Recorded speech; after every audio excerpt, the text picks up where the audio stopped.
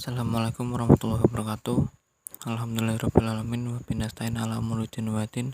Wassalatu wassalamu ala asrafil anbiya'i wal mursalin sayyidina wa maulana Muhammadin wa ala alihi washabihi ajmain, amma ba'd. Pertama-tama marilah kita panjatkan puja dan puji syukur kita terhadap Allah Subhanahu wa taala yang telah melimpahkan syafaatnya serta rahmatnya, dan tidak lupa juga marilah kita panjatkan salawat serta salam kepada Nabi kita, Nabi Agung Nabi Sallallahu Alaihi Wasallam, yang telah melimpahkan rahmat serta hidayahnya. Pada perkuliahan hari ini, kami dari kelompok 6 akan membahas tentang problematika psikososial dan belajar dalam perspektif gender, yang beranggotakan 1. Mafada Pramudiani dengan NIM 2120158, Felasuf Akmal 2120256, Yanu Anggriani 2120267, saya sendiri Al-Nizar Zulmi 2120272, dan Mita Widya 2120285. Makna gender. Secara etimologis, gender berasal dari kata gender yang mencakup jenis kelamin. Tetapi gender dalam arti kali ini adalah bukan perbedaan jenis kelamin yang disebabkan oleh perbedaan secara biologis dan bukan kodrat Tuhan, melainkan diciptakan oleh laki-laki maupun perempuan melalui pose budaya sosial yang turun-temurun. Gender diartikan sebagai perbedaan yang tampak antara laki-laki dan perempuan ditinjau dari segi nilai dan tingkah laku. Definisi gender juga diartikan sebagai konsep budaya yang berupaya untuk yang membuat perbedaan dalam hal peran, perilaku, mentalis, dan karakteristik emosional antara laki-laki dan perempuan yang berkembang dalam masyarakat. Gender adalah suatu konsep yang digunakan untuk mengidentifikasi perbedaan laki-laki dan perempuan dari segi pengaruh sosial budaya. Identitas gender. Gender adalah pembedaan dari segi peran, fungsi, dan tanggung jawab nyata perempuan dan laki-laki yang dihasilkan dari konstruksi sosial, budaya, dan dapat berubah sesuai dengan perkembangan zaman. Identitas gender merujuk pada pengertian dan interpretasi yang kita miliki, yang berhubungan dengan gambaran pribadi dan gambaran lain yang diharapkan dari seorang laki-laki dan perempuan. Budaya berpengaruh pada apa yang membentuk keindahan gender dan bagaimana hal itu ditampilkan di antara budaya. Selanjutnya saya akan membacakan materi mengenai gangguan identitas gender. Ciri-ciri dari gangguan gender adalah sudah nampak sejak kecil pada usia 18 bulan sampai dengan 3 tahun, mulai ragu dengan gender fisik yang dimilikinya, perasaan tidak nyaman, tidak puas pada jenis kelaminnya sendiri, dan preokupasi untuk melenyapkan ciri-ciri primer dan sekunder dari jenis seksnya sehingga mengalami distres atau hendaya. Tingkah laku yang berhubungan dengan tingkat testosteron, laki-laki dengan tingkat hormon tertinggi cenderung memilih pekerjaan yang dominan dan memberikan rasa kendali.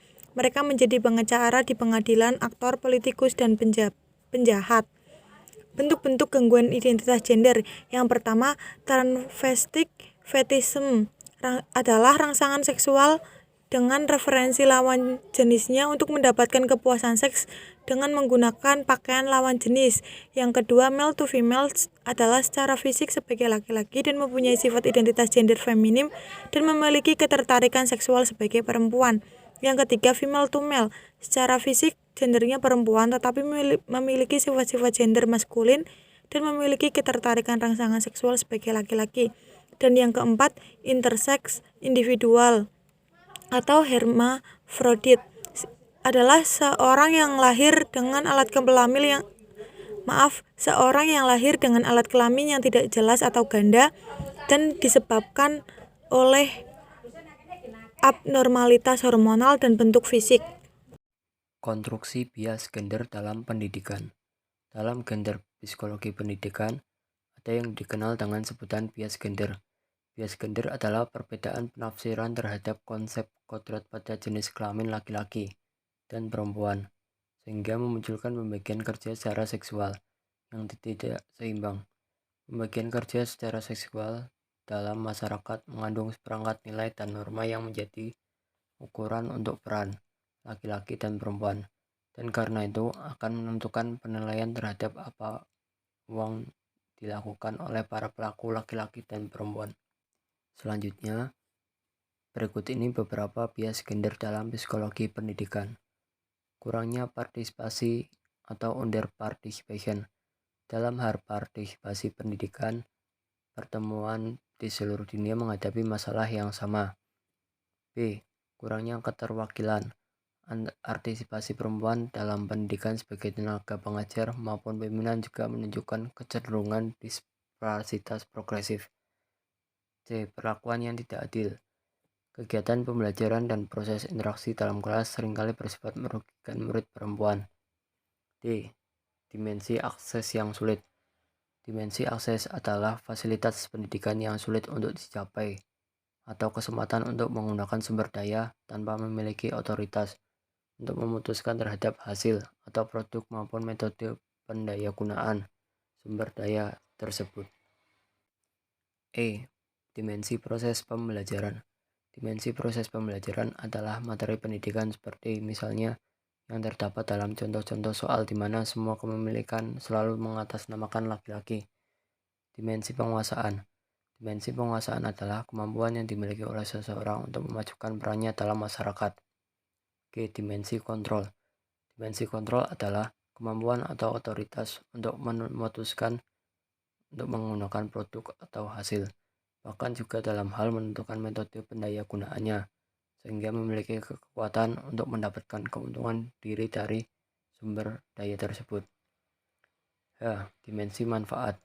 Dimensi manfaat merupakan sesuatu yang bisa untuk didapatkan atau diperoleh oleh seseorang dari proses penggunaan atau mendayagunakan sumber daya yang ada.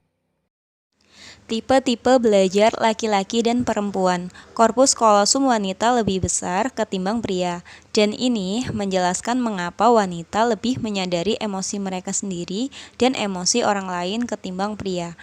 Itu mungkin terjadi karena belahan otak kanan mampu untuk memberikan informasi ke otak kiri. Perempuan lebih bagus dalam mengerjakan tugas-tugas verbal di tahun-tahun awal dan dapat dipertahankan. Kalau laki-laki menunjukkan masalah bahasa yang lebih banyak dibanding perempuan. Laki-laki lebih superior dalam kemampuan spasial yang berlanjut selama masa sekolah. Terima kasih atas semua yang telah berpartisipasi dalam pergaulan hari ini. Apabila kami dari kelompok 6 terdapat tutur kata yang kurang berkenan, kami mohon maaf sebesar-besarnya. Terima kasih. Wassalamualaikum warahmatullahi wabarakatuh.